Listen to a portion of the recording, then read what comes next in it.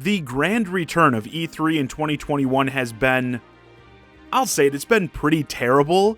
One of the worst E3s I can remember. You've got Square Enix coming out and being like, hey, remember that Marvel game we did that failed miserably and cost us tons of money? Well, we're doing more of that. Capcom, why are you even here? They had this chick standing up there, her mouth was moving, but she wasn't saying anything. Literally nothing to show. I'll admit Xbox did a solid job. Given this entire last generation with the Xbox One, I feel like them going up there and just not completely shitting the bed was an automatic win for them. Game Pass continues to be the best value in gaming, and it was nice to see big games with Xbox exclusive in the title. But still, even something like Starfield, which I'm sure will be great, the cinematic trailer itself that the game got as a follow-up to the last cinematic trailer from a couple years ago, it didn't do much for me. So it was up to Nintendo to have an outstanding showing if this year's E3 was going to be considered even decent, in my opinion. And oh boy, did they. Let's start at the beginning with the more controversial news. The next character to be added to the Smash roster, isn't that always a controversial subject? If you're familiar with the Tekken series, you knew exactly what was happening probably immediately. Seeing Ganondorf's almost lifeless body being carried up this cliff, as this is one of the more iconic scenarios from Tekken. He was of course being carried by Kazuya Mishima, who proceeds to throw him right off the top of that son of a bitch. Kazuya was probably not on many of your most wanted Smash guest character lists, but I think he's a fine addition to the game, similar to Terry, who I know a lot of people also didn't like much either. With this being a fighting game, I like seeing these marquee fighting game characters being added and represented and able to face off against each other. Like now you can have Terry, Ken, Ryu, and Kazuya all brawling on screen together at once. And as a fan, I think that's really cool. However, we haven't gotten word yet about any future DLC passes or anything for Smash. So I get, as it seems like things are winding down, it feels like every slot counts even more now. So when it's not a character many were hoping for, I get the disappointment. But honestly, I feel like Kazuya deserves a slot. Tekken is a classic fighting game franchise. And I mean, hell, the best version of Tekken Tag 2 is actually on the Wii U. But again, I understand the disappointment. It wasn't the character I was hoping for either. Still praying that Doom Guy can make it in. Continuing on, it was fairly recently we got a random update for Super Mario Party that added the much requested online play, specifically for the board game modes. Better late than never, I guess. And many wondered if that was a sign of things to come, and it turns out it was. A new Mario Party game celebrating the history of the franchise with many of the fan-favorite games and boards. Mario Party Superstars was announced. It's coming out in October, and it will release with that online support, so no waiting around for like 2 years for it to come this time. That's going to be great. Right after that, we got what was, in my opinion, the mind-blowing announcement of E3 2021. It's real. A new 2D Metroid game. The first full-fledged new entry in about 19 years. Yes, almost 2 decades since the last 2D Metroid game. They even tease it in the trailer as Metroid 5. And yes, it's called Metroid Dread. If you follow the news, rumors and that with Metroid over the past many, many years, that title definitely means something to you. Holy shit, guys. I mean, my mind, when I saw this, when they were building up the announcement talking about Prime 4 and then going like, oh, but this is a different thing, my mind was all over the place like, oh god, please don't let this be a new Federation Force or some random crap. And no, it wasn't. It's a traditional Metroidvania. It looks gorgeous. I couldn't possibly be more happy with what I saw here. And it's coming out in October. Once more, to think it's been almost 20 years since the last new 2D Metroid game, and now, all of a sudden, we're only a few months away from the next one. Just absolutely insane. It's getting Amiibo, a special edition version of the game, the works. I'm gonna buy all of it, no question. Can't wait. And there were still a ton more things shown off during this direct. we're getting a new WarioWare game, WarioWare Get It Together, all new micro game madness that will support 2-player co-op, so 2 players playing at the same time. We finally got actual gameplay for Shin Megami Tensei 5.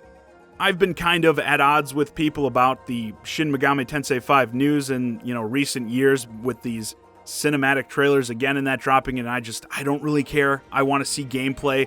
I always bring up that this game was first teased at the initial Switch reveal event. So before the Switch even released, we got the teaser for this game. Yes, that means it was teased long before Metroid Prime 4, so it was great to finally get that look at the game in action. Looks fantastic in my opinion, the design of the demons and everything, and we got an official release date for that, November 12th. The end of this year is going to be packed, guys. There was a nice surprise here for survival horror fans. Fatal Frame Maiden of Blackwater is getting ported to the Nintendo Switch. I guess we're at that point where even the much more obscure Wii U releases are going to come over, but I'm all for it. I hope somehow we get a nice physical release for this game. Also, Advance Wars 1 and 2 getting remakes. That was another out of left field announcement, but I'm definitely down for that as well. While that package looks really good in itself, hopefully this means they're prepping to do something bigger with the franchise relatively soon. We also saw some more looks at games we know about that are on the very near horizon, Mario Golf Super Rush, Monster Hunter Stories 2, etc. I'll actually talk a bit here, even though it wasn't actually announced during this Direct, but it was shown again here.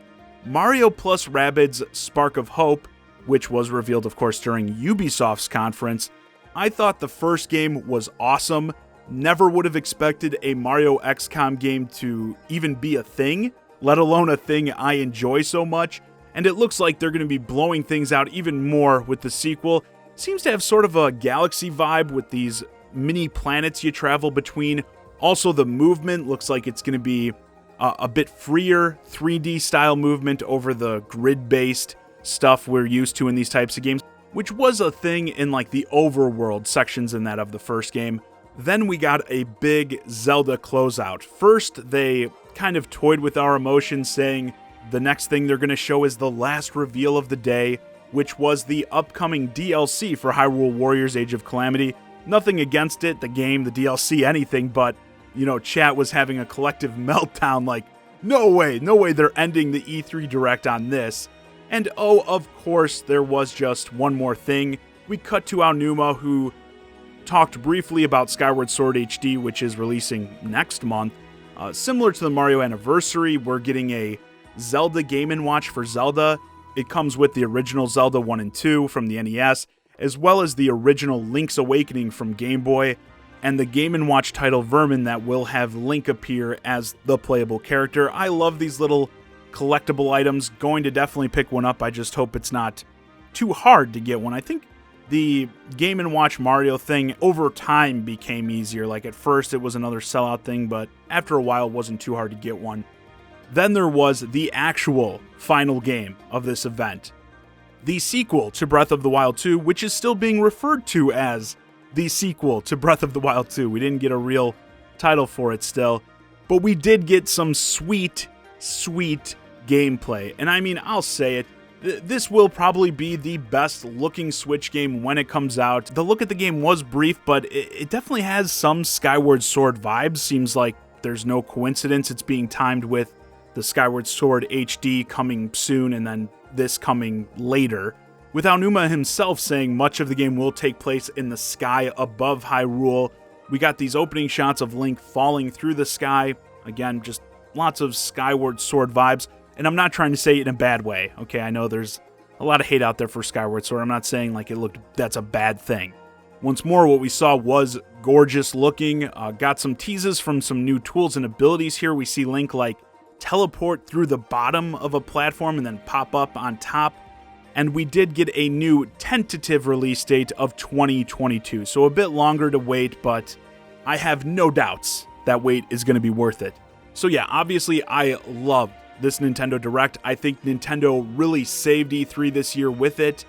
It was by far and away the hypest showcase. Even though, again, Microsoft, I do think, did well. I don't think anything they showed was on the level of stuff like Breath of the Wild 2 and Metroid Dread. And Nintendo, I think, has got themselves in a phenomenal spot right now. I think the 2021 release calendar has been great so far. New Pokemon Snap and Monster Hunter Rise are Game of the Year contenders already for me. And obviously most of the stuff shown during this Direct is still coming this year in 2021. We've gotten teases for titles like Breath of the Wild 2 and Splatoon 3 that are more in the distant future to look forward to. Pokemon Arceus I'd throw in there as well, even though that's coming like very, very early 2022. So things look phenomenal right now. I just hope Nintendo can proceed to maintain this pace. If they do, we are going to be looking at an amazing second half of the life of the Nintendo Switch. Again, if things continue like this, I'm sure the system will keep dominating the competition in sales, just as they are right now. And with that, this video is a wrap. Let me know, what did you think of Nintendo's E3 2021 presentation in the comments? Did you love it as much as I did? Also, what did you think of E3 as a whole? As always, I'm the Shy Guy, Johnny Zakari, and thanks for watching.